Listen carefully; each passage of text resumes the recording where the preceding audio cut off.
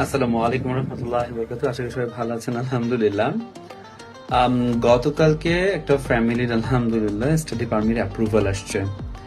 2020 সালে এই ফ্যামিলি মেম্বারের যিনি হাজবেন্ড ছিলেন, রাইট, এই ফ্যামিলির যিনি হাজবেন্ড ছিলেন, উনি আমাদের সাথে আইএলটিএস এর প্রিপারেশন শুরু করেন 2020 সালের মে মাসে। কেমন সেই মে মাস থেকে 2020 সালের মে মাস থেকে আইএলটিএস এর প্রিপারেশন শুরু করেন। তারপর উনি প্রিপারেশন নেন, ব্যস্ততার মধ্যে থাকেন, এই করেন, পরীক্ষা দেন না, এরকম করতে করতে একটা সময় পার হয়ে যায়। তারপরে আমি ওনার ওয়াইফকে বলি যে আপনার ওয়াইফকে এবার আইএলটিএস এর প্রিপারেশন ঢোকান, আপনি অনেকদিন পিছনে পড়ে গেছেন।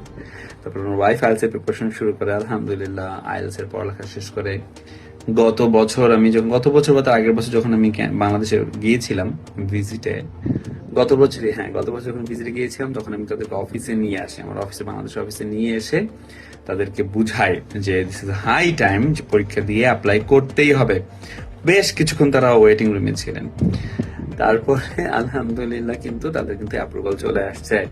তো 2020 সালে হাজবেন্ড কিন্তু আমাদের সাথে আইএলটিএস এর প্রিপারেশন শুরু করেছিলেন।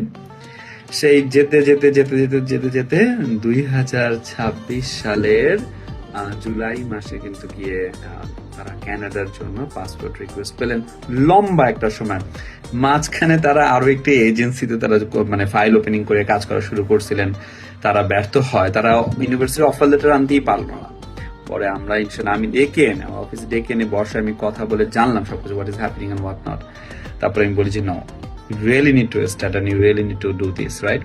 তো আলহামদুলিল্লাহ, এটা একটা ভালো একটা খুশির একটা ব্যাপার আমার জন্য এবং আমার ক্লায়েন্টদের জন্য, যে এই যে একটা লেগে থাকার ব্যাপার, তাই না, সময় নিয়ে লেগে থাকার ব্যাপার, ফাইনালি যে সফলতার যে লেটার, পাসপোর্ট রিকোয়েস্ট যেটা, এটা পাওয়া, এটা অনেক বড় একটা ব্যাপার। এবং তারা এখানে এমন একটা ইউনিভার্সিটিতে পড়তে আসতে যাচ্ছেন যার 1 বছরে, টরন্টোর মধ্যে, রাইট, 1 বছর পাবলিক ইউনিভার্সিটি মাস্টার অফ এডুকেশনে পড়তে আসতে যাচ্ছেন।